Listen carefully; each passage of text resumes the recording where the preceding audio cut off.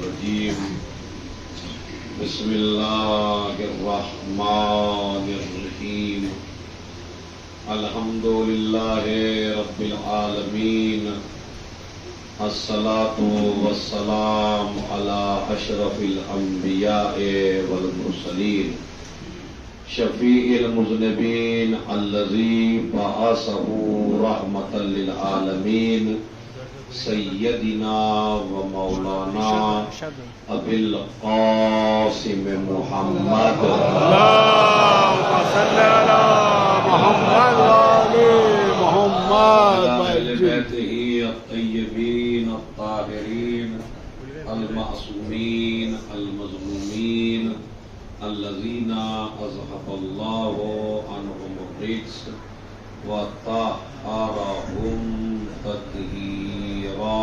اللهم صل على محمد وآل محمد أعدائهم أجمعين من يومنا هذا إلى قيام يوم الدين. أما بعد، قال رسول الله صلى الله عليه وآله وسلم: خير نساء العالمين أربع: مريم بنت عمران، آسیہ بنت مزاحم، خدیجہ بنت خویلد و فاطمہ بنت محمد. صلوات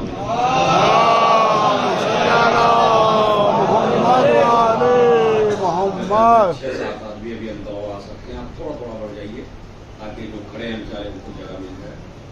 مجلس تھوڑا سا کلاس کی شکل کی ہے تاکہ ایک ایک بچے تک، ایک ایک جوان تک بات ذہن میں جانی چاہیے. تھوڑا تھوڑا آپ بھی آ جائیے، بڑھ جائیے.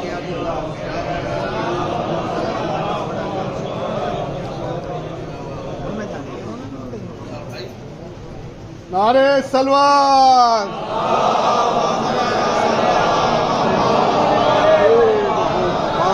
اجل اس جملے کے ساتھ میں صلوات پڑھا کریں. موضوع گفتگو یہ حدیث جو ہمارے سنی بھائیوں نے، دیانتدار علماء نے اپنی اپنی کتابوں میں اس حدیث کو کئی راویوں سے کئی طریقوں سے نقل فرمایا ہے. یہ حدیث ہمارے یہاں بھی متفق علیہ ہے اور ہمارے سنی بھائیوں کے یہاں بھی متفق علیہ ہے. ذرہ برابر اس حدیث میں کوئی اختلاف نہیں ہے. ان کی کتاب جیسے استیاب، ان کے بہت بڑے عالم ہیں صاحب استیاب علامہ ابن عبد البر، بہت عظیم عالم ہیں. انہوں نے لکھا صواعق محرقہ. صواعق کہتے ہیں بجلیاں، محرقہ یعنی جلانے والی.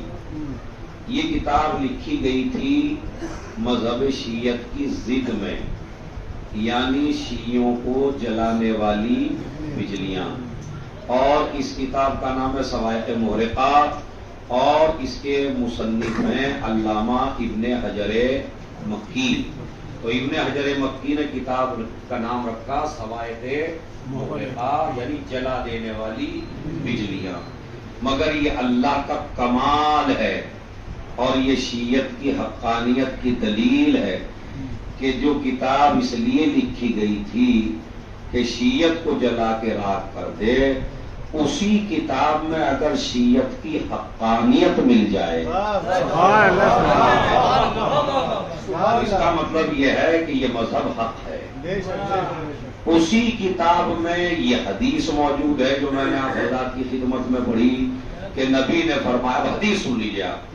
نبی نے فرمایا خیر، لفظ خیر عربی گرامر میں لفظ خیر کا ترجمہ اچھے کا نہیں ہے. خیر کا ترجمہ ہے سب سے اچھا. ایک ہوتا ہے اچھا، ایک ہوتا ہے سب سے اچھا. لفظ خیر عربی زبان میں آتا ہے سب سے اچھا. خیر نساء العالمین اربعن، پوری عالم اسلام میں پورے اس ورلڈ میں، پوری اس کائنات میں 4 عورتیں سب سے اچھی ہیں. یہ نہیں کہا نبی نے 4 عورتیں اچھی ہیں، 4 عورتیں سب سے اچھی ہیں. اور یہ بھی نہیں کہا میری امت میں سب سے اچھی ہیں، نہیں، آدم کے زمانے سے لے کے قیامت تک جتنی خواتین پیدا ہوں گی، ان تمام خواتین میں یہ 4 عورتیں سب سے اچھی ہیں. بھائی میں تو چونکہ ٹیچر ہوں، ٹیچر کا کام ہے سب کو ساتھ لے کے چلنے کا. خیر نساء العالمین 4 4 عورتیں عالم اسلام میں، عالم اسلام نہیں پورے ورلڈ میں 4 عورتیں سب سے اچھی ہیں. اچھا یہ بھی رسول اللہ کی ایک عظیم فضیلت تھی اور ان کی ذہنیت تھی اور ان کی حکمت تھی کہ انہوں نے کلام کو ادھورا نہ چھوڑا. اگر یہ کہہ کے چلے جاتے 4 عورتیں سب سے اچھی ہیں اور عورتوں کا نام نہ بتاتے تو مسلمان ان کا تو نام لیتا ہی نہیں، اپنی مرضی سے کچھ بھی بتا دیتا. اور فلاں صاحبہ تھی اور فلاں تھی اور فلاں تھی، اب پتہ نہیں کتنی بڑھ جاتی. بھائی یہ جو 4 ہیں ان کا نام نہ آتا اس وقت، پھر الگ ہی 4 ہوتی. نبی نے زخموں پہ نمک اس طرح چھڑک ڈالا کہ وہ نام بتا ڈالے. اور اگر 4 عورتیں سب سے اچھی ہیں، اب وہ کون سی ہیں؟ پہلی سنیے، مریم بنت عمران. مریم بنت عمران. اچھا خالی عورت کا نام نہیں لے رہے ہیں، اس کے باپ کا نام بھی لے رہے ہیں. یہ شاید آپ جیسے جوانوں کو اور ہماری ماں بہنوں کو یہ سبق سکھانا ہو کہ فقر پانے کے بعد باپ کو نہ بھول جانا.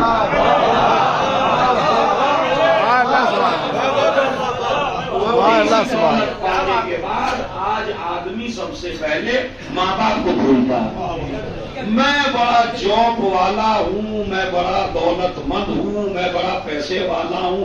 ارے قبلہ کچھ بھی نہیں تھا میرے گھر میں، ساری میری محنتوں کی وجہ سے ہے. میں اپنے بزنس کو کہاں سے کہاں لے گیا ہوں، میں اتنا رئیس الدولہ ہوں، میں اتنا بڑا دولت مند ہوں. تو اس دولت مند بی بی کا تذکرہ کرتے ہوئے بھی خدیجہ پہ نہیں رکے. خدیجہ بنت خویلد، یعنی باپ کا نام لیا. باپ کا نام لینا اس بات کی دلیل ہے کہ تمہاری ساری کامیابیوں میں تمہاری ماں کا بھی دخل ہے اور تمہارے باپ کا بھی دخل ہے. یہ مجلس کا سب سے عظیم پہلو ہے جو پہنچنا چاہیے آپ پر. ماں باپ کو فراموش نہ کر سکتے آپ. تو لہذا مریم بنت عمران. چلیے 1 آسیہ بنت مزاحم، 2 خدیجہ بنت خویلد، 3 فاطمہ بنت محمد. اللہم صل علی اب میں منبر رسول سے ان 4 تقریباً میڈیا میں لے جانے والے یہ چینل جو اس مجلس کو دکھا رہے ہیں پوری دنیا میں، ان کے حوالے سے میں یہ دعویٰ کر رہا ہوں منبر سے کہ جہاں نبی نے کہا یہ 4 کے نام بتائے، آپ ہمیں کسی کتاب میں دوسرے نام دکھا دیجئے. بھائی کہیں تو ملے. اسی لیے میں اپنی کتاب کا مطالعہ کم کرتا ہوں، اپنے بھائیوں کی کتاب کا مطالعہ زیادہ کرتا ہوں. تو اس میں یہ موجود ہے.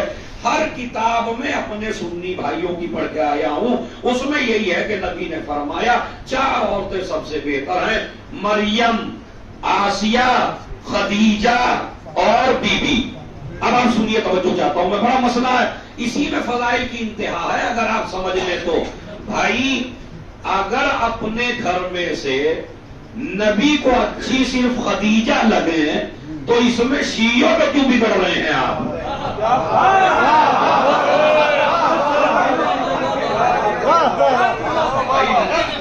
نہ تو زمانے میں تھے. ہم جتنے بھی اس وقت مجلس میں بیٹھے ہیں ہم رسول کے زمانے میں تو تھے نہیں. اچھا ہم نے کوئی پریشر بھی نہیں ڈالا رسول پہ کہ اس کا لیجئے اور اس کا نہ لیجئے, اس لیے کہ جو پریشر میں آ جائے وہ صحابی تو ہوتا ہے, رسول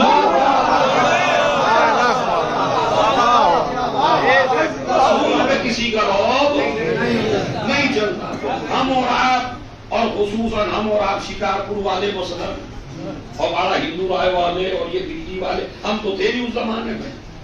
اور ہم نے تو آپ ہی کی کتاب میں پڑھا کہ نبی نے فرمایا 4 عورتیں سب سے اچھی ہیں. اگر اچھی اچھی اور بھی عورتیں ہیں, اب میں آپ کو گناتا ہوں. حوا بہترین عورت ہے, سارا بہترین عورت ہے, ہاجرہ بہترین عورت ہے, نبی کی بیویاں بھی ہیں, نبی کی مائیں بھی ہیں. مثلا ہاجرہ نبی کی بیوی بھی ہے اور نبی کی ماں بھی ہے. اب بس میں ایک ہی جملہ کہوں گا, قدر کرنا آپ کی وہ ہے. ہسٹری میں تو سنا رہا ہوں آپ کو. بھائی جناب اسماعیل کی ماں ہیں اور جناب ابراہیم کی بیوی ہیں, تو لہذا نبی کی ماں بھی ہیں, نبی کی بیوی بھی ہیں. آئیے جناب سارا نبی کی بیوی بھی ہیں اور اسحاق کی ماں بھی ہیں.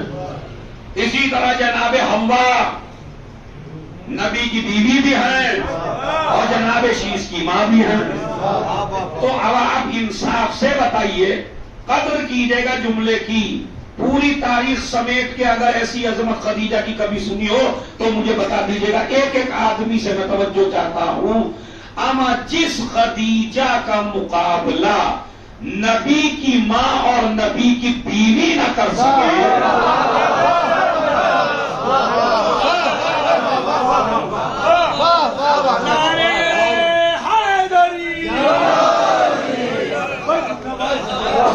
اس سے بڑا جملہ ہے کوئی؟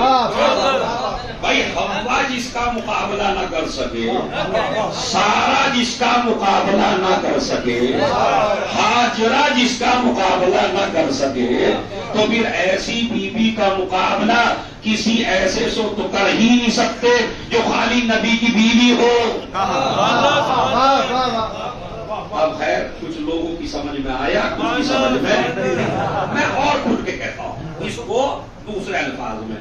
دوسرے لفظ یہ ہیں, میری مجلس میں ماشاءاللہ ہسٹری ہوتی ہے اور میسیج ہوتا ہے اور تاریخ ہوتی ہے.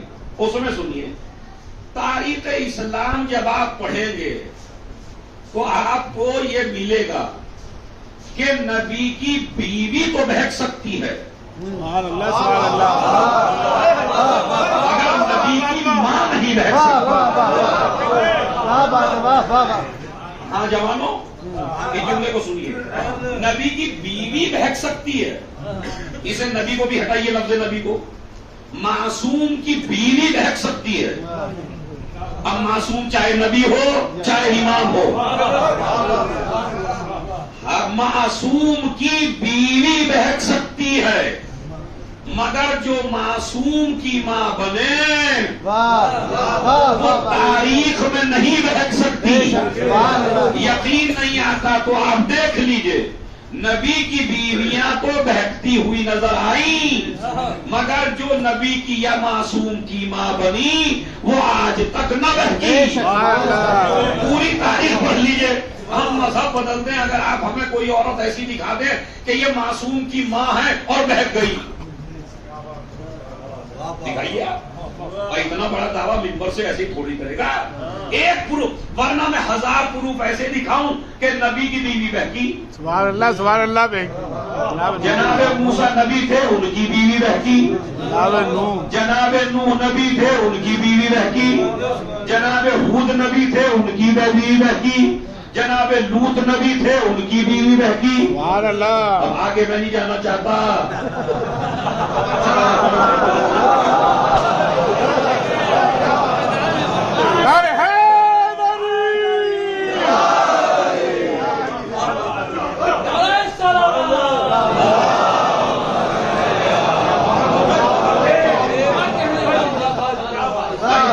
یہی تک ہے اور اس بات کے کہنے کہنے سے کیا فائدہ جس کے کنائے میں مزہ آ جائے؟ جب اشارے میں آپ کو مزہ آ گیا تو ہر نبی کی بیوی بہکنے کے چانس ہیں، بے شک بے شک، مگر معصوم کی ماں کے بہکنے کے کوئی چانس نہیں ہے۔ جو بھی معصوم کی ماں بنے گی وہ بہک ہی نہیں سکتی، اس لیے کہ ماں کے اثرات اولاد میں آتے ہیں۔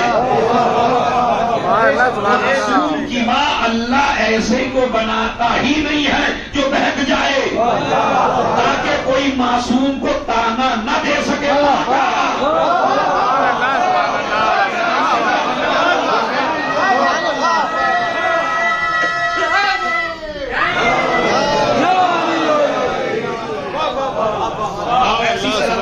جس سے جتنے بھی مجلس میں سارے مجلس میں شامل ہو جائیں بات۔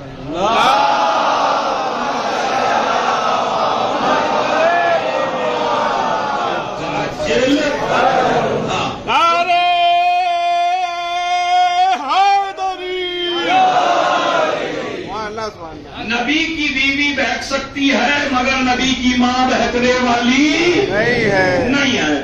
تو اب اگر کوئی مثلا میں ہوں، اگر میں یہ کہوں میں نے مجمع میں فلاں صاحب کو نہیں دیکھا اور اتفاق سے وہ ادھر ادھر کہیں ستون کے پیچھے ہوں، تو آپ کہیں گے قبلہ نہیں تھے، آپ کو نظر نہیں آئے۔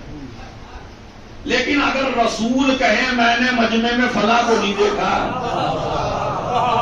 تو اس کا مطلب کیا ہے؟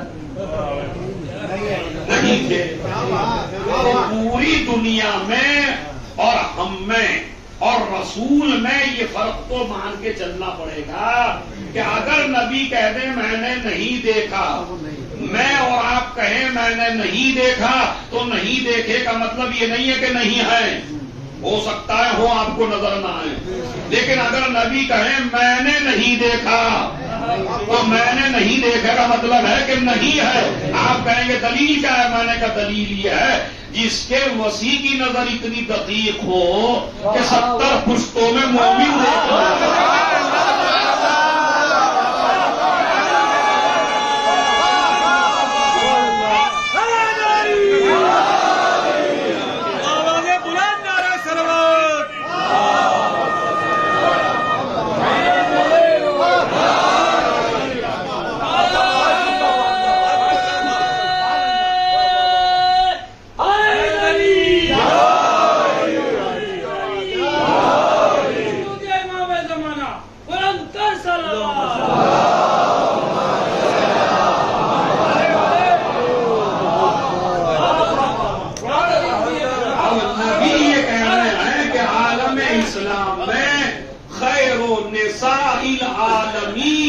عالمین میں 4 عورتوں سے اچھی کوئی عورت، تو اس کا مطلب اب نہیں ہے۔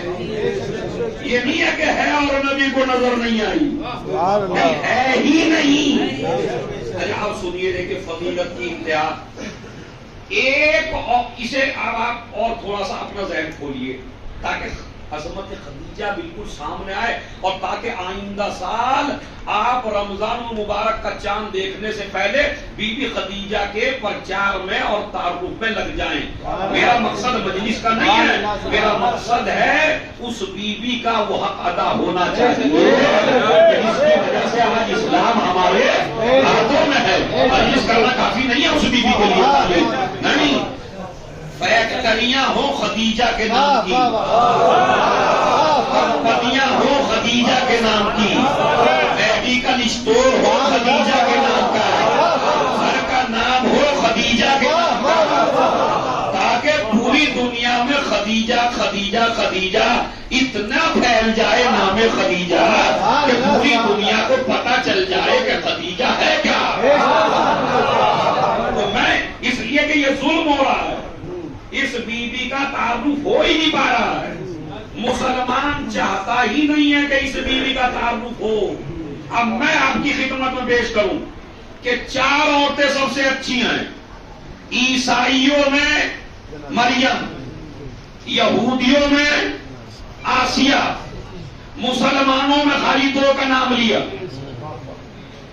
اب میں آپ کو بتاؤں خدا کی قسم کیا فضیلت ہے، اگر میری بیوی ان دونوں بیویوں کو بٹھا لے اپنے سامنے، بھائی حاجرہ اور سارا تو مقابلہ کر ہی نہیں سکتی، دو بیویاں آئیں، ایک مریم اور ایک آسیہ، تو اب اگر بیوی کہیں کہ تم سے بھی مجھ کو شرف حاصل ہے، تو اس کا جواب نہ مریم کے پاس ہے نہ آسیہ کے۔ آپ کہیں گے کیسے جب نبی نے برابر کیا؟ برابر نہیں ہے بھائی، اب سنیے کیسے۔ چار عورتیں سب سے اچھی ہیں، اگر خدیجہ ایک بات کہنے لگے، مریم تم بہت بہتر ہو مگر اپنی قوم میں اکیلی ہو،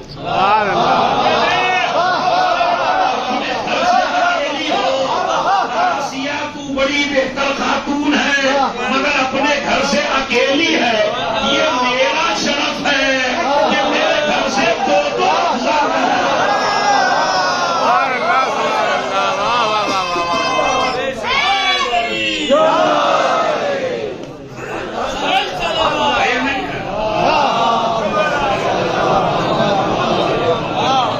خدیجہ کا مقابلہ ان کے پاس بھی نہیں، نبی سے پوچھنے گا ان چاروں میں سب سے افضل کون ہے؟ اب سنیے مجلس کا یہ نقطہ جہاں تک بھی پہنچنا چاہیے، بلکہ یہ پوری دنیا میں چھوٹی سی کلپ بن کے پہنچے۔ جب پوچھا گیا یہ تو چاروں ہیں سب سے اچھی، مگر ان چاروں میں سب سے اچھی کون سی ہے؟ وہ جو میرا ٹکڑا ہے۔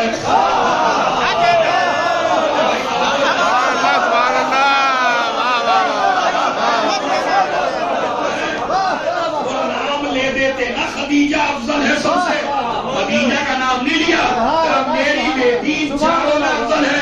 اب جملہ ایک ہی ہے، قیامت تک اس جملے کو زندہ رہنا چاہیے، اما جب ہم فاطمہ کے مقابلے میں ان کی ماں کو بھی نہ مانیں۔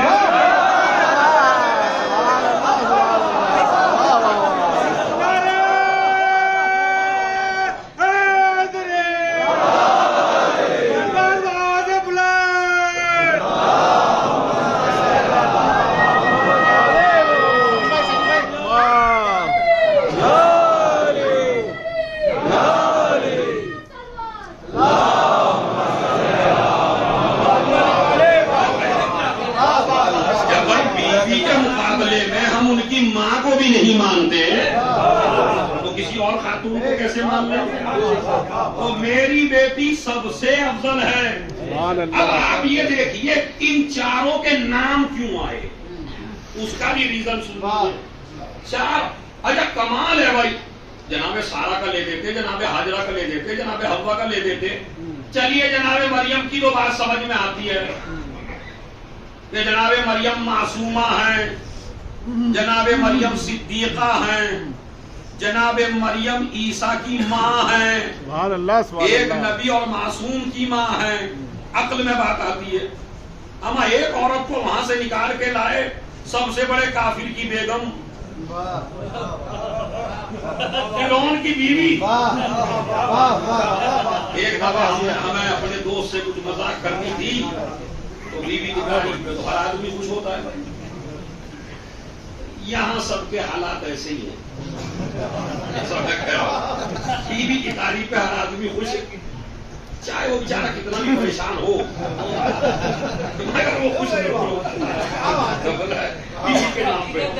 تو اب آپ دیکھیے بیوی کے نام، ہم نے کہا میاں تمہاری بیوی بالکل آسیہ کی طرح، تب تو خوش ہو گئے، بعد میں فون کر لے کہنے میں فرعون ہوں کیا؟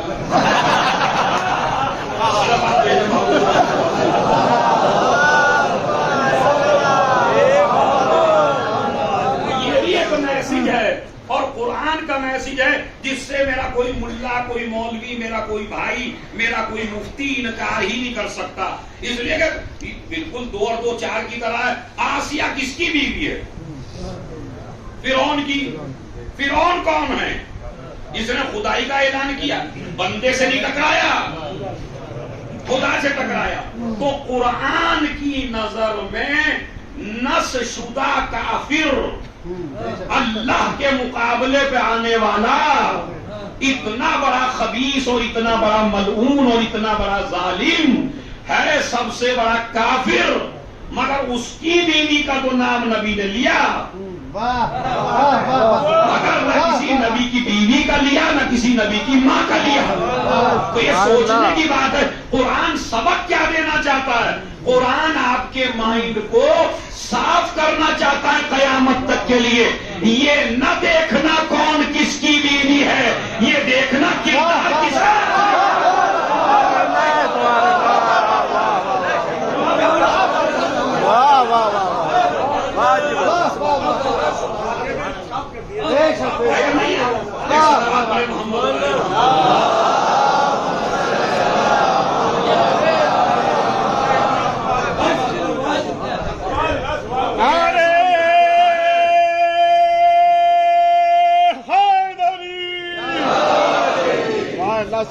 یہ ایسا مناظرہ ہے جس پہ میرے سنی بھائی بھی میرے ساتھ شریک ہیں، لیکن وہ انکار ہی نہیں کر سکتے اس بات کا. جب نبی نے نام لیا، اچھا یہ بھی دیکھ لیجیے آسیہ کی دعا کا تذکرہ قرآن مجید میں، آسیہ کا قصہ قرآن مجید میں، تمام کی تمام چیزیں فضیلت میں آسیہ کی تاریخ بھری پڑی ہوئی ہے، سمجھ رہے؟ اور اسی کو نمونہ عمل بنایا کیا کہہ کے کہ فرعون کی بیوی تمہارے لیے نمونہ عمل ہے. ارے قرآن ہے، حدیث نہیں ہے. قرآن مجید کہتا ہے فرعون کی بیوی تمہارے لیے نمونہ عمل ہے، اور کافروں کے بارے میں کہتا ہے نوح اور لوط کی بیوی کافروں کے لیے نمونہ عمل ہے. سورہ تحریم جا کے پڑھ لیجیے، قرآن مجید میں ہے بھائی.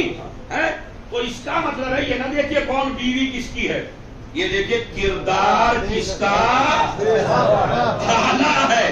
4 عورتیں عالم اسلام میں سب سے اچھی ہیں. اب ان کی اچھائی کیا ہے؟ خدیجہ. ڈکشنری میں اگر خدیجہ کا معنی چیک کریں گے تو آپ کو میں معنی بتاتا ہوں. صلوات اچھی تھی، پڑھیے محمد علیہ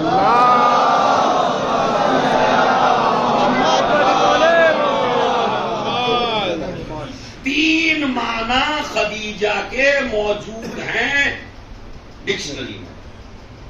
3 معنی. پہلے معنی ایسے ہیں کہ جس پہ آپ فضیلت کی معراج پہ پہنچیں گے. پہلے معنی ڈکشنری میں چیک کر لیجئے. خدیج کہتے ہیں وہ بچہ جو وقت سے پہلے پیدا ہو جائے. ڈکشنری میں اس بچے کو خدیج کہتے ہیں کہ جو وقت سے پہلے پیدا ہو جائے. کچھ یہاں پہ ڈاکٹر بھی بیٹھے ہوں گے. ایک ماں کے پیٹ میں کچھ دن کے بعد ایسا ہوتا ہے کہ جب بچے کی غذا وہی خون بنتا ہے یا نہیں ہے؟ یعنی یہ جو ہم اور آپ ہیں، ہماری غذا ماں کا خون بنتا ہے، مگر کچھ پیریڈ کے بعد، کچھ زمانے کے بعد 4 مہینہ کچھ دن ہوتے ہیں، وہ 4 مہینہ کچھ دن کے بعد بچہ وہ خون پیتا ہے، وہی اس کی غذا بنتی ہے. خدیج کہتے ہیں وہ بچہ جو خون پینے سے پہلے پیدا ہو جائے. اب اس سے زیادہ میں آپ کو کیا سمجھاؤں؟ بچہ پیدا ہو تو ہے خدیج، اور بچی پیدا ہو تو ہے خدیجہ. مولوی ہو، ملا ہو، مفتی ہو، عالم ہو، مجتہد ہو، سارے اسی خون کو پی کے پیٹ میں پلتے ہیں، مگر جو خون پینے سے پہلے پیدا ہو جائے اسے خدیجہ کہتے ہیں. اللہ نے اتنی احتیاط اس لیے رکھی کہ اسے ایک بیٹی دینا ہے جو خاتون کہلاتی.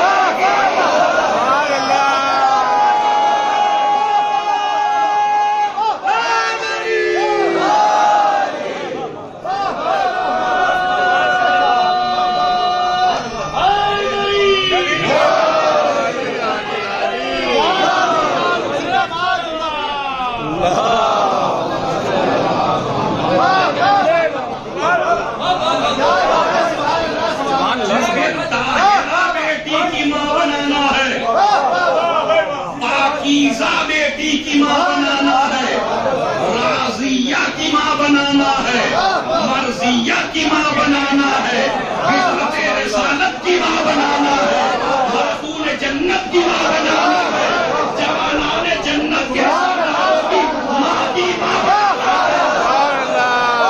ہے۔ واہ واہ واہ واہ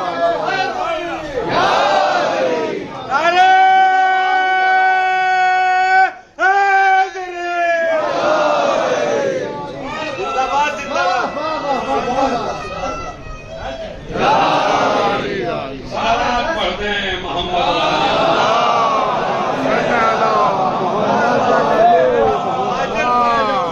ڈکشنری میں مانا، یعنی جو نجس خون نہ پیے، کیونکہ اتنی عظیم بیٹی دینی ہے اس کو، تو اسے خدیجہ کہتے ہیں۔ دوسرے معنی چیک کریے، دوسرے معنی ہے النخل المثمرہ، النخلۃ المثمرہ۔ خدیجہ اس درخت کو کہتے ہیں جو پھل دے۔ ہر درخت پھلدار نہیں ہوتا،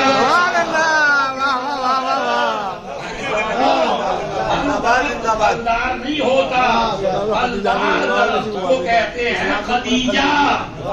مگر اب ایک جملہ سنیے عظمت میں بی بی کی اور قربان ہو جائیے اپنی اس بی بی کی عظمت پر، کہ خدیجہ کہتے ہیں اس درخت کو جو پھلدار ہو، مگر پوری دنیا کے درختوں میں اور خدیجہ میں ایک فرق ہے، جو ایک پیریڈ میں پھل دے اور ایک پیریڈ میں پھل نہ دے، وہ دنیا کا درخت ہوتا ہے۔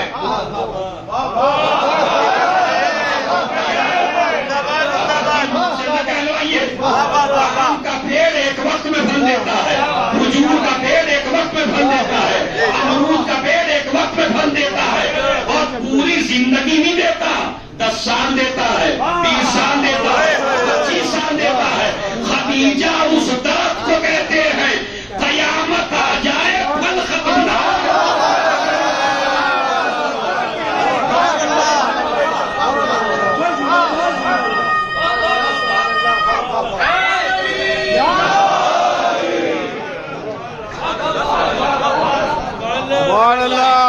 ابھی میرے کچھ جوان بھائی جو پیچھے بیٹھے ہیں، ان کی سمجھ میں شاید یہ بات نہ آئی، بھائی ایسا درخت ہے خدیجہ جو قیامت تک کے لیے پھل دے۔ تو میں دلیل کے ساتھ بات کر رہا ہوں بھائی، دنیا کے ہر درخت کا پھل ختم ہو جاتا ہے، خدیجہ کا پھل ختم ہونے والا نہیں ہے۔ یہ جو وقت کا امام ہے،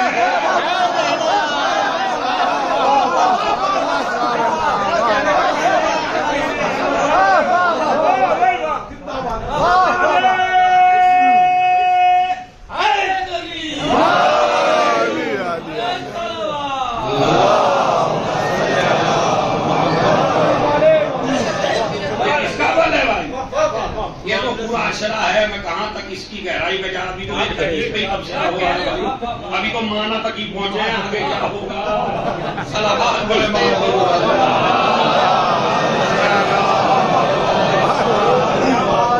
جو ہر زمانے میں اس زمانے کے لحاظ سے پھل دے، اسے خدیجہ کہتے ہیں۔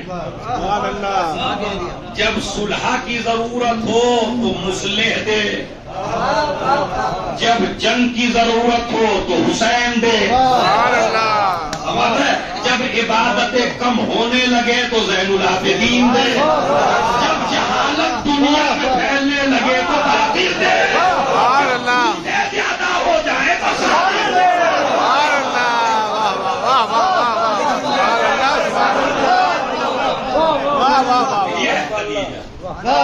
خدیجہ کے پھلوں میں کمی آنے والی یہ مستقبل۔ آج جس پھل سے آپ سیراب ہو رہی ہیں پوری دنیا، آج جو سانس لے رہے ہیں وہ خدیجہ کے پھل کی خوشبو، اس کا ایک بیٹا آج بھی ہے۔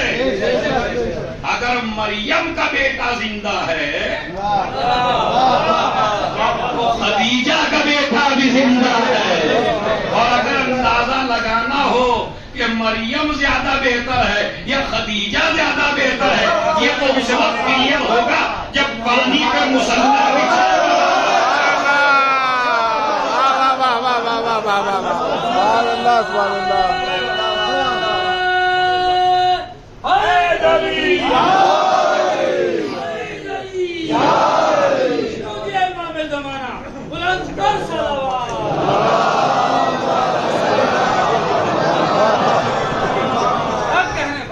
کہنا زندہ باد میری قوم کے جوانوں اور میری قوم کے نونہالوں، واجب ہے آپ کے اوپر ذکر خدیجہ، اس کو اپنی زندگی کا ایک وظیفہ بنا لیجئے کہ مسلمان جس کیریکٹر کو دبانا چاہتا ہے اس کیریکٹر کو ظاہر کرنا ہماری ذمہ داریوں میں سے ایک ذمہ داری ہے۔ پوری دنیا میں، پورے ہندوستان میں بینر لگا دیجئے بی بی کے، لگائیے۔ آپ دیکھتے ہیں سحریوں میں، افطاریوں میں نعت ہو رہی ہے، فلاں کے قصیدے پڑھے جا رہے ہیں، فلاں کی تعریفیں ہو رہی ہیں، فلاں زوجہ کے بارے میں کہا جا رہا ہے، مسلمان کو خدیجہ کے بارے میں نہیں بتایا جا رہا۔ کیوں بھائی؟ مطلب کون سی آپ کو دشمنی ہے؟ اگر نبی کی بیویاں آپ کی نظر میں قابل احترام ہیں تو آئیے مجھ سے آپ مناظرہ کر لیجئے۔ میں آج آپ کو آپ کے اذہان عالیہ میں ایسی بات ڈال دیتا ہوں کہ آپ دنیا میں کبھی شکست کھانے والے نہیں ہیں، خدا کی قسم۔ میں ایسا نسخہ بتاؤں گا کہ آپ کہیں بھی مسلمان سے شکست کھانے والے نہیں ہیں۔ ٹھیک ہے، نبی کی بیویاں ساری قابل احترام ہیں نا، تو خدیجہ نبی کی بیوی ہے، اور کیسی بیوی ہیں یہ بھی سن لیجئے، یہ بھی سن لیجئے کیسی بیوی ہیں۔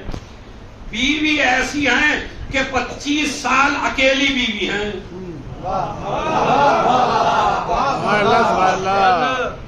رسول اللہ کی سب سے پہلی شادی کس سے ہوئی؟ اب آپ تو آپ بالکل دو چار کی طرح بات کریے۔ ہاں بھائی، سب سے پہلی شادی رسول کی کس سے ہوئی؟ جناب خدیجہ۔ بالکل کلیئر، اس میں کیا لڑائی ہے؟ جب برا مانے گا کوئی؟ مکے میں کس سے شادی ہوئی رسول کی؟ اب وہ چاہے 60 کی تھی، 70، میں تو کہتا ہوں 200 کی۔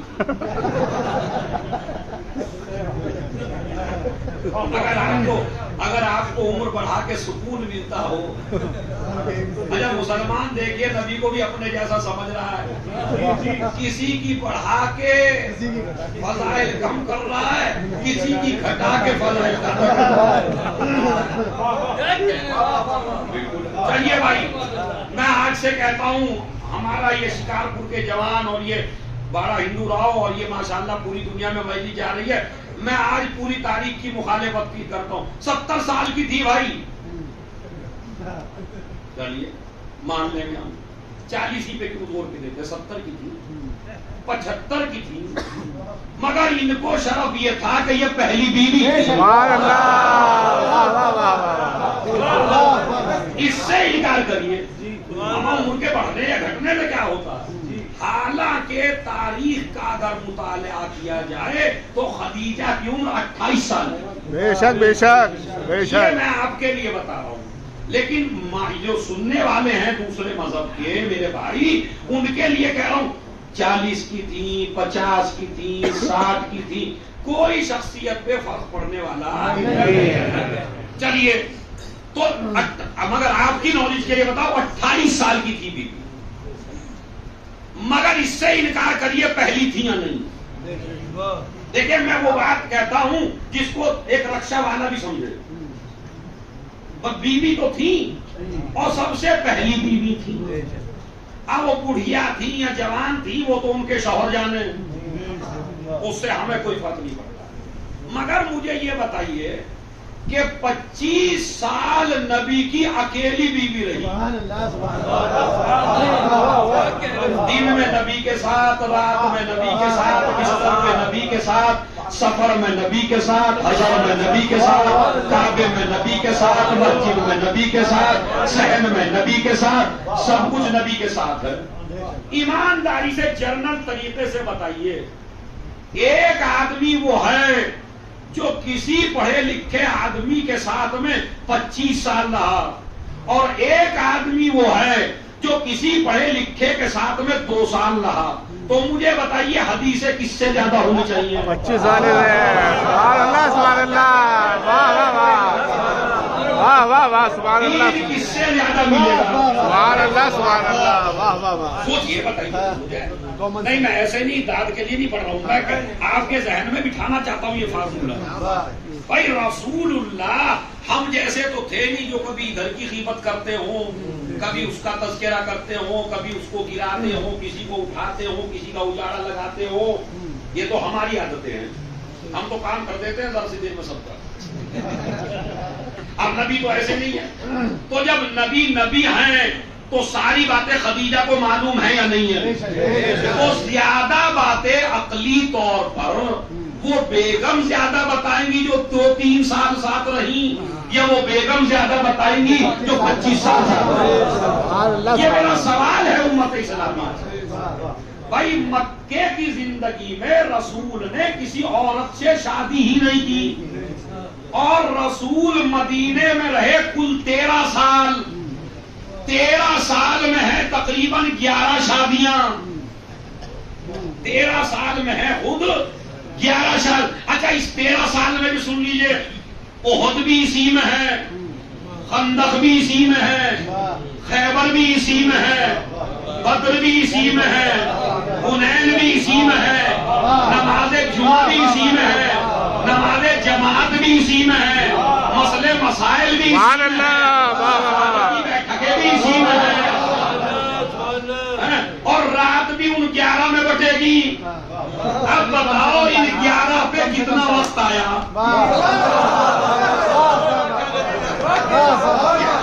یہ وہ بالکل مطلب یہ ایسی سامنے کی بات ہے جس سے کوئی انکار، میں بالکل دعوے کے ساتھ مناظرہ کر سکتا ہوں اس بات پر، چونکہ بالکل نپی تلی باتیں ہیں.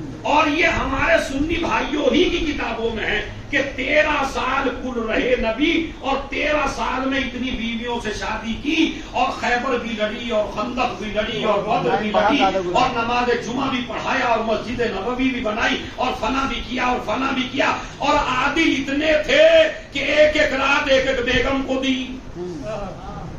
تو مجھے یہ بتائیے ایک بیگم کو اگر 13 سال بانٹے جائیں، تمام مسلمانوں کے 13 سال ایک طرف اور بیویوں کے یہ 1 سال، تو بتائیے خدیجہ سے زیادہ پیریڈ نبی کے ساتھ کس نے گزارا؟ سبحان اللہ سبحان اللہ. اور اگر اس بیوی نے سب سے زیادہ گزارا تو پھر تمہاری بخاری میں اور مسلم میں اور صحاح ستہ میں حدیثیں اس بیوی سے کم کیوں ہیں؟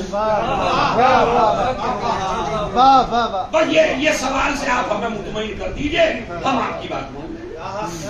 نہ اس میں لڑائی ہے، نہ اس میں جھگڑا ہے، نہ اس میں کوئی ضد ہے. ہم تو آپ سے ایک سوال کر رہے ہیں طالب علم بن کے کہ بھائی وہ بیوی جو اتنے سال ساتھ رہی اس سے تو 5-6 حدیثیں، اور جن کے حصوں میں گھنٹے آئے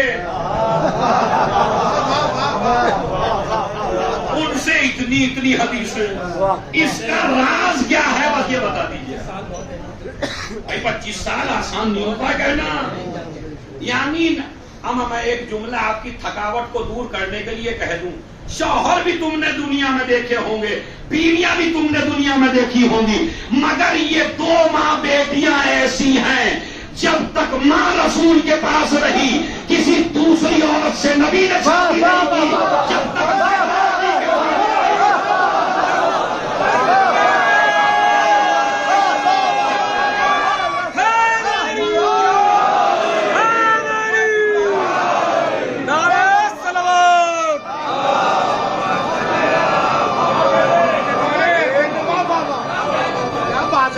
سبحان اللہ.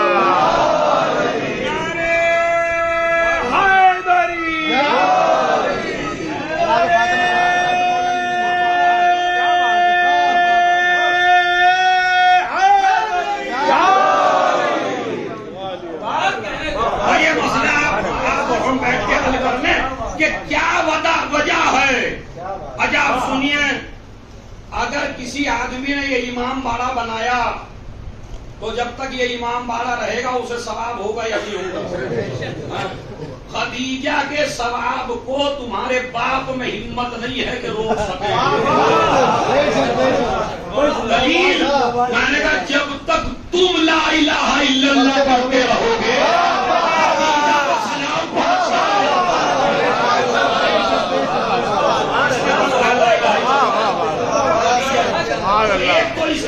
لے آئیے. سمجھ رہا ہے؟ ابو طالب سے تو بیچاروں سے ہے ہی نہیں حدیث سے. سمجھ رہا ہے؟ میں لفظوں کو بدل کے کہوں جو نام محمد کو بوسہ دے وہ پکا مسلمان, جو گود میں بٹھا کے پیار کرے وہ کافر. دیکھیں دو شخصیتوں پہ کتنا ظلم ہو رہا ہے, اور یہ ظلم کی وجہ آج آپ کو بتا دوں میں. اس لیے تم اگر مولائی ہو تم پہ خدیجہ کا تذکرہ واجب ہے. میں کہہ رہا ہوں اس وجہ سے دو شخصیتوں کے تذکرے کو دبایا مسلمان نے اسی لیے. انہیں ابو طالب سے دشمنی نہیں تھی, اگر علی کے باپ نہ ہوتے. انہیں خدیجہ سے بھی دشمنی نہیں تھی اگر فاطمہ کی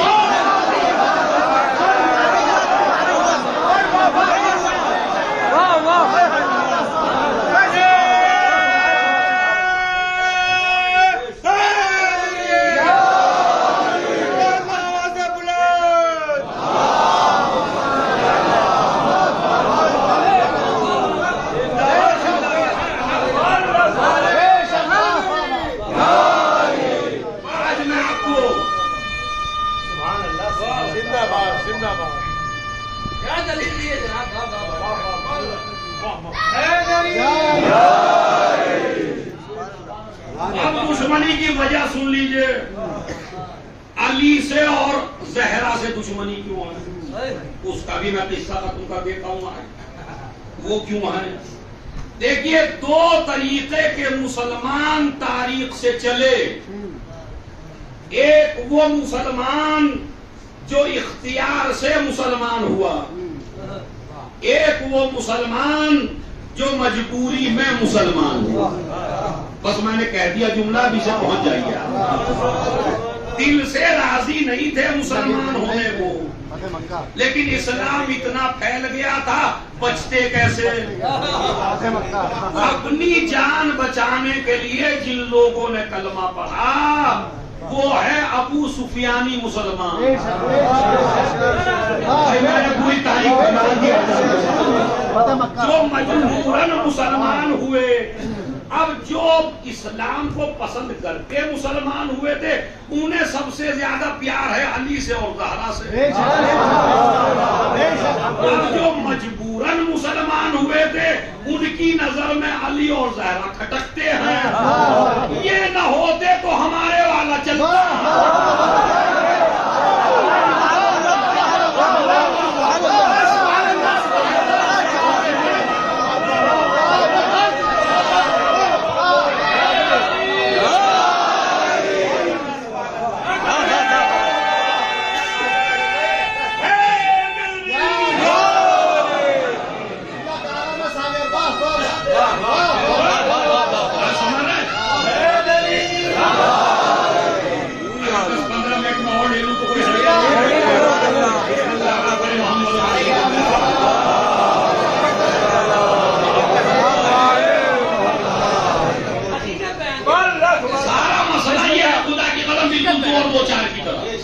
اس لیے کہ انہیں سب سے زیادہ چڑ ہے مولا علی سے.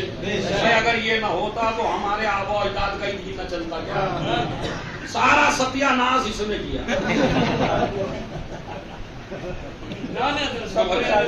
اس نے برباد کر ڈالے. اس نے ابا کو مارا, اس نے دادا کو مارا, اس نے پردادا کو مارا. سارے ہمارے تو جتنے مرے خود مرے ہی نہیں.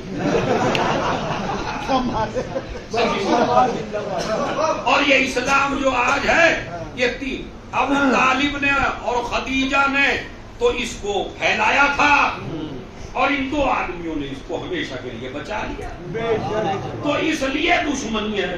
اچھا اللہ نے بھی بدلہ کیسے دیا؟ ابو طالب تیری خدمتیں بھی بہت زیادہ ہیں اور اے خدیجہ تیری خدمتیں بھی بہت زیادہ ہیں, اور حل جزاء الاحسان الا الاحسان, اور میں ہوں خالق, میں احسان کا بدلہ احسان سے دوں گا. ابو طالب تیرے احسان کا بدلہ علی ہے.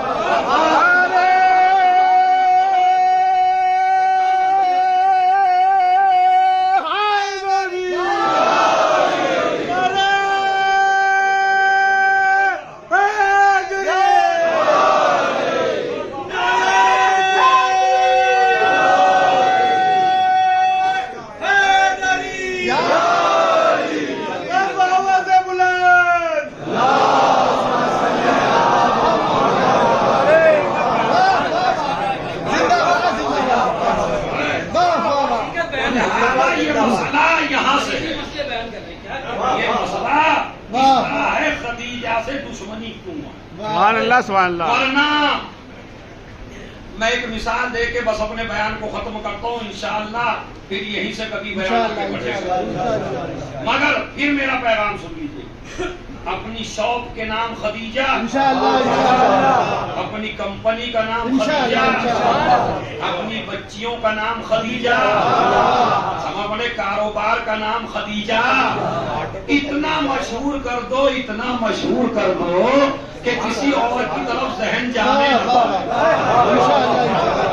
نہیں کرتے. رسول اللہ بھی یہی کرتے ہیں. رسول اللہ بھی سب سے زیادہ تذکرہ اگر کسی خاتون کا کرتے تھے تو جناب خدیجہ ہی تھے، کسی اور کا تذکرہ وہ نہیں کرتے تھے. یہ سنت رسول بھی ہے. تو لہذا اس بیوی پہ جو ظلم ہو رہا ہے اس کی وجہ یہ ہے کہ یہ اگر نہ ہوتی تو اسلام آج پوری دنیا میں نہ ہوتا. اور اب میں آخری بات کہہ کے آپ کی زحمت کو تمام کر دوں. مسجد نبوی جو بنی وہ جو پیسہ دیا گیا زمین خریدنے میں وہ خدیجہ کا.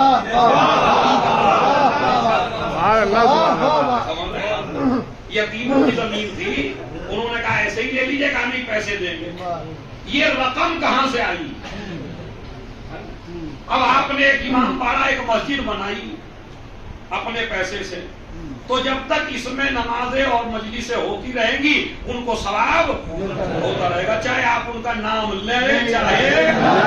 سبحان اللہ. بے شک آپ نے بڑی توجہ سے سنی، بس یہ جملہ میرا توجہ سے سن لینا، مجلس کا آخری جملہ ہے.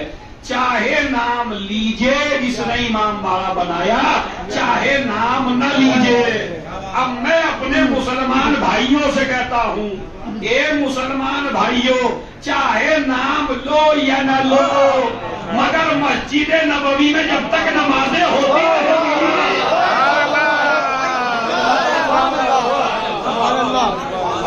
خدیجہ کو سلام پہنچتا رہے گا. تو خدیجہ پورا مسلمان خدیجہ جس کے مال سے پہلے بیت المال بنا. بیت المال کب بنا تھا بھائی؟ فقیروں سے بیت المال نہیں بنتا. اور یہ میں آج سبق دیتا ہوں، کچھ مولویوں نے دولت کے خلاف اتنا پڑھا کہ آج کل دولت مند مجلس میں بیٹھتا ہوا بیچارہ سوچتا ہے کہیں دولت مند کو برا نہ کہے. اچھا یہ ہمارے مولوی جس چیز کے پیچھے پڑ جاتے. ایک تو کبھی کبھی ایسا واضح و نصیحت کرتے ہیں کہ ایک گناہگار آگے بھج جاتا ہے، وہ کہتا ہے جب مجھے بخشنا ہی نہیں ہے تو پھر میں تو جو کر رہا ہوں وہی کروں.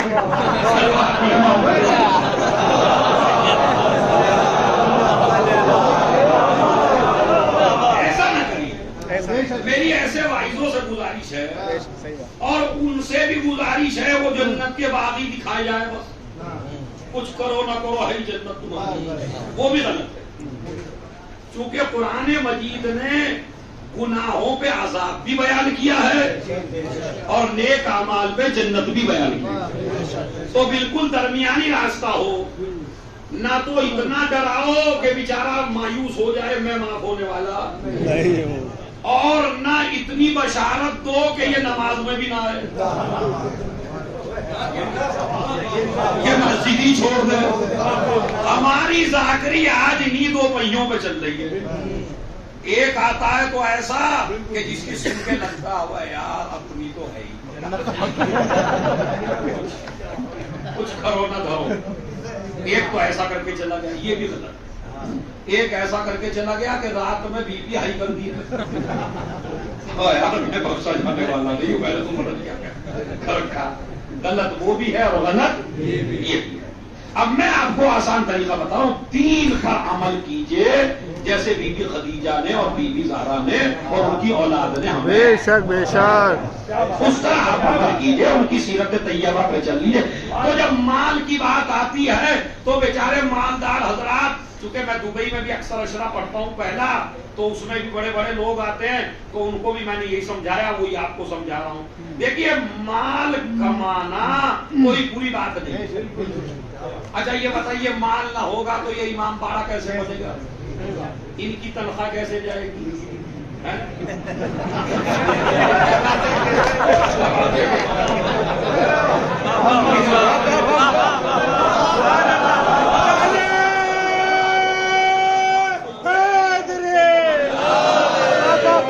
یہ مثلا میں مجلس کرتا ہوں تو جب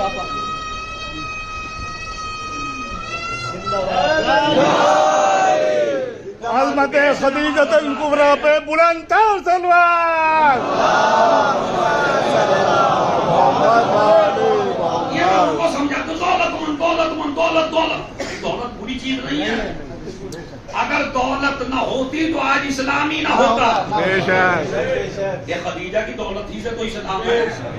تو یہ تو ہمارا ان کا میرا یہ امام باڑہ، یہ مسجدیں، یہ وضو خانے، سمجھ رہے، یہ درگاہیں، یہ مجلسیں، یہ عزاداری، اگر سب فقیر ہو کے بیٹھ جائیں گے تو بتائیے کیا ہو. اسلام یہ نہیں کہتا کہ آپ دولت مند نہ بنیے. اسلام نے کہا دولت مند بنو مگر فرعون کی طرح نہ بنو، خدیجہ کی طرح بنو. واہ واہ واہ واہ واہ، سبحان اللہ سبحان اللہ، واہ واہ واہ، بے شک بے شک. ہونی چاہیے. حلال سے کماؤ. ضرورت ہے جو حلال سے کمائیں گے اس دولت کی ضرورت ہے. میں نے پہلے بھی آپ سے کہا تھا، کہیں نہیں کہا صدقہ لو، خیرات دو، زندہ باد زندہ باد. خیرات دو، خمس دو. یعنی ہر آدمی کا اقتصاد اتنا مضبوط ہو کہ دینے والا بنے. سبحان اللہ سبحان اللہ، واہ واہ. تو دولت بڑی عظیم شے ہے. دولت ہونی چاہیے. اگر یہ دولت نہ ہوتی تو آج ہم اور آپ. اسلام پڑھائی ہے، مال خدیجہ پہ بنا ہے، بیت المال بنا ہے اس بیوی کے پیسے سے. بس ایک بات کہہ کے زحمت تمام ہو رہی ہے. بیویاں کھاتی تھی بیت المال سے.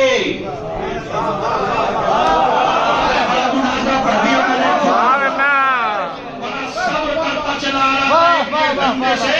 ایک جملہ تو ضرور بولوں گا میں، ان تمام بیویوں میں جو نبی کی چہیتی بیویاں کہتے ہو اور خدیجہ میں بس یہی فرق ہے، جو بیت المال سے مال لے کے ام المومنین بنے وہ اور ہوتی ہے جس کے پیسے سے بیت المال بنے.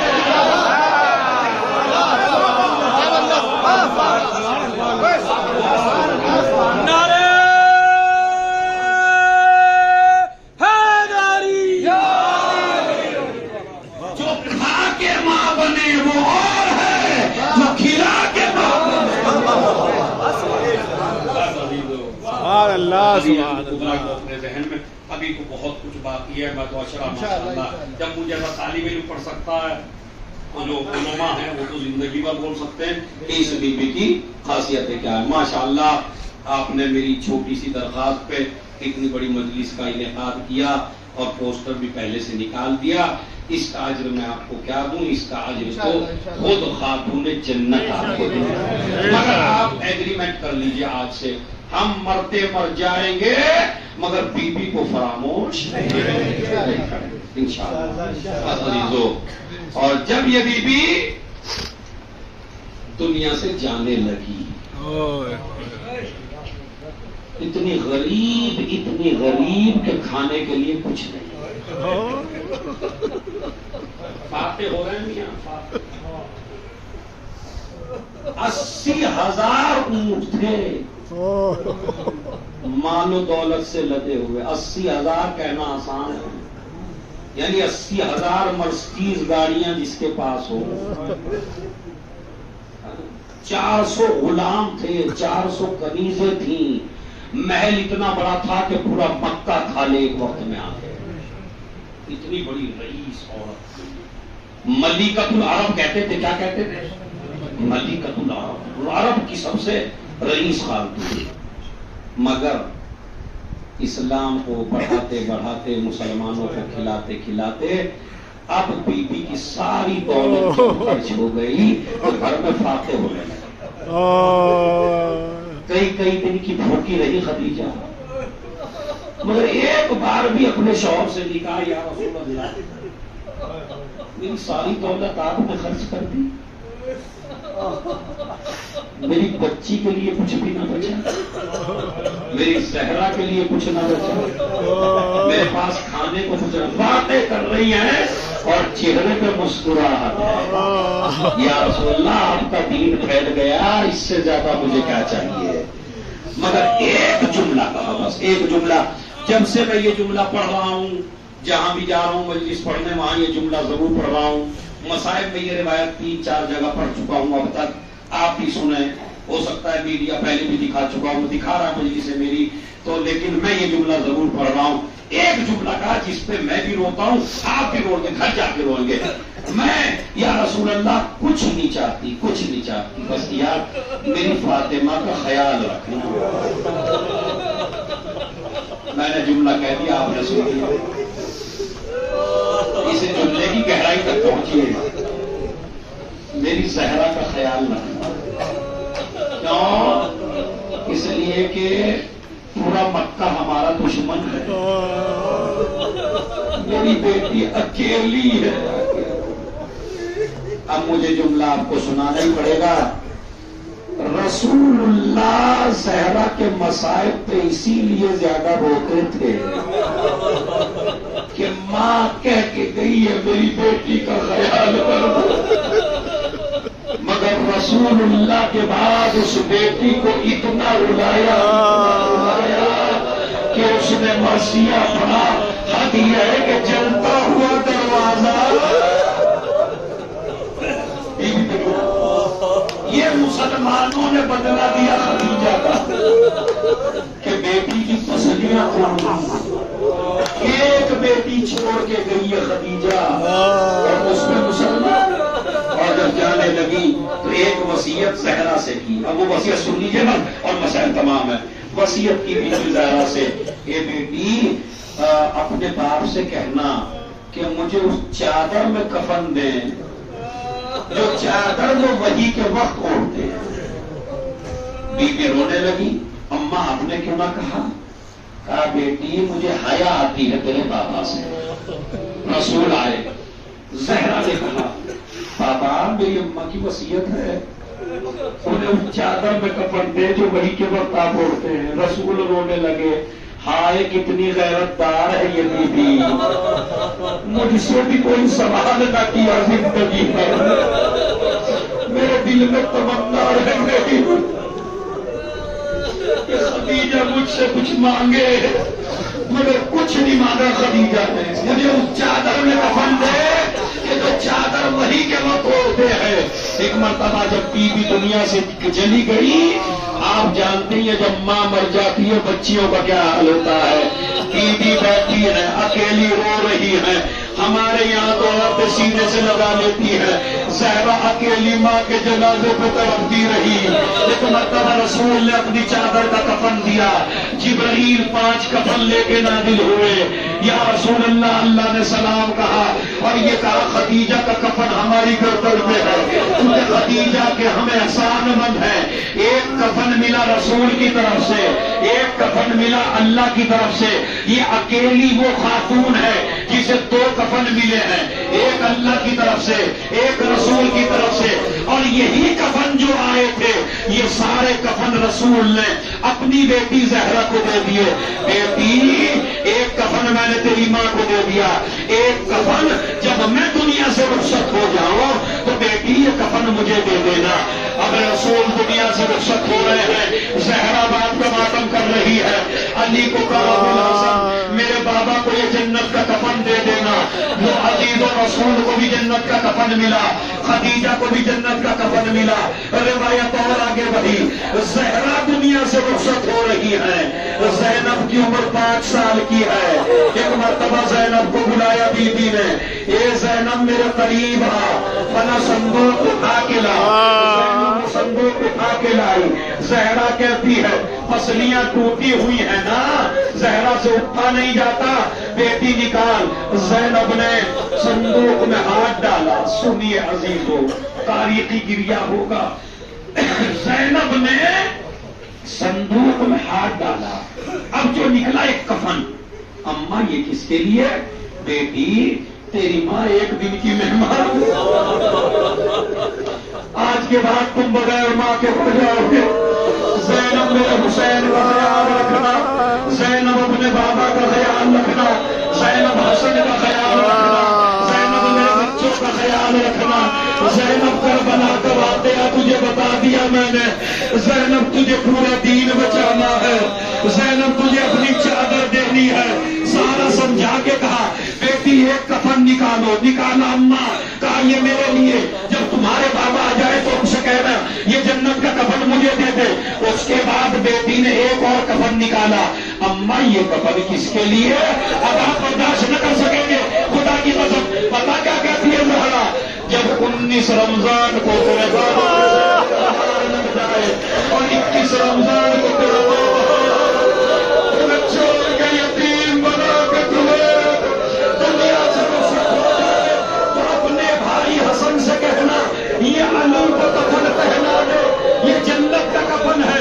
پھر زینب نے ایک کفن نکالا، اماں یہ کفن کس کے لیے؟ کہا جب تیرا بھائی حسن جگر کے 72 ٹکڑے دشت میں اگل دے تو یہ کفن حسین کو دے دینا کہ یہ کفن اپنے بھائی حسن کو پہنا دے، یہ جنت کا کفن ہے۔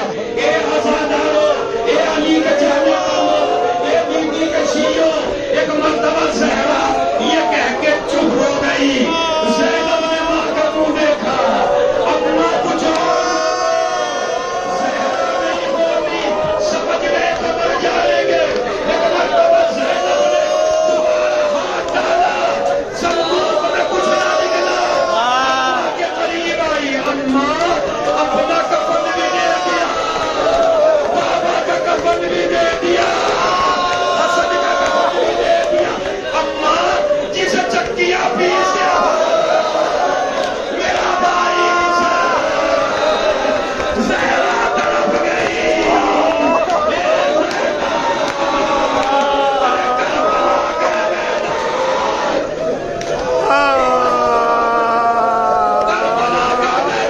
میں کہوں گا بی بی خدیجہ بڑی خوش نصیب ہو، جنازہ اٹھا، دو کفن ملے، مگر آ کے دیکھو یہ حسین جلتی زمین پہ لیتا ہے، ادھر کے گھوڑے ادھر، ادھر کے گھوڑے ادھر۔ میں ایک روایت بولنا چاہتا ہوں، سنیے گا، وہ روایت پہ دم نکل جائے۔ روایت سنیے کیا ہے، زینب یہ منظر دیکھ رہی تھی، پہلے ظالموں نے کیا کیا، سینے پہ گھوڑے دوڑائے، جب سینہ زخمی ہو گیا تو حسین کو الٹا کیا، بعد میں پشت پہ گھوڑے دوڑائے۔ ایک سپاہی کہتا ہے ہم نے حسین کا لاشا ایسے کر دیا کہ جیسے چکی میں دانے کو پیسا جاتا ہے، یہیں پہ نہ رکے، ایک آدمی بڑھا، ایک سپاہی، حسین کے ہاتھ میں ایک انگلی میں ایک انگوٹھی تھی، ظالم نے وہ انگوٹھی نکالنا چاہی، حسین کی انگلی پہ برف تھی، زینب خیمے کے دروازے پہ تھی، ایک مرتبہ اس ظالم نے خنجر نکالا، حسین کی انگلی کو کاٹا، جیسے ہی انگلی کو کاٹا زینب طرف گئی، اے نانا، ارے یہ میرا حسین، ارے جس کے آزا کاٹ دیے گئے، اے نانا۔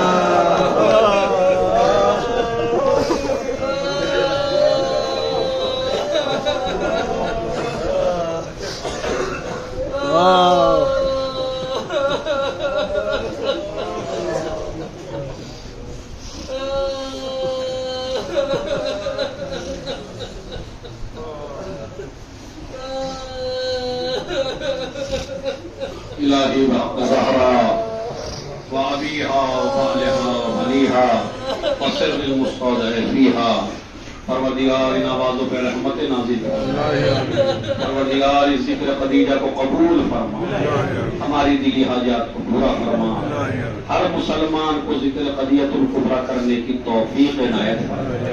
معبود اس سال پھر بھی ہم تیاری نہ کر سکے، یہ محسن اسلام ہے، آئندہ سال پروردگار ہمیں موقع عنایت فرما کہ ہم اس بی بی کا تذکرہ بڑے زور و شور سے کر سکیں۔ معبود جناب خدیجہ کا تذکرہ ہماری غربت کو دور فرما، ہماری پریشانیوں کو دور فرما۔ اگر کبھی اقتصاد کی پریشانی ہونے لگے، فقیری گھر میں آنے لگے، تو خدیجہ کا واسطہ دے کے ضرور دعا کیا کریں، لیکن ساری دولت قربان کرتی اسلام پہ تو اللہ کبھی خدیجہ کے صدقے کی دعا رد نہیں کرتا۔ پروردگار اس بی بی کے صدقے میں ہمارے گناہ کبیرہ اور صغیرہ کو معاف فرما، ہماری مغفرت فرما، جو مقروض ہیں ان کے قرضوں کو غیر سادہ فرما، جو بیمار ہیں ان کو شفائے کاملہ و عاجلہ عنایت فرما، جو مر چکے ہیں ان پر رحمت نازل فرما، اور زیادہ امتحان نہ لے۔ خدیجہ ہی کے صدقے میں یوسف زہرا اور یوسف خدیجہ کے ظہور میں تعجیل فرما، تعجیل فرما۔ ایک مرتبہ سورہ الحمد، ایک مرتبہ سورہ قل اللہ کی تلاوت فرما کر ہدیہ فرمائیں جناب خدیجۃ الکبریٰ سلام اللہ علیہا۔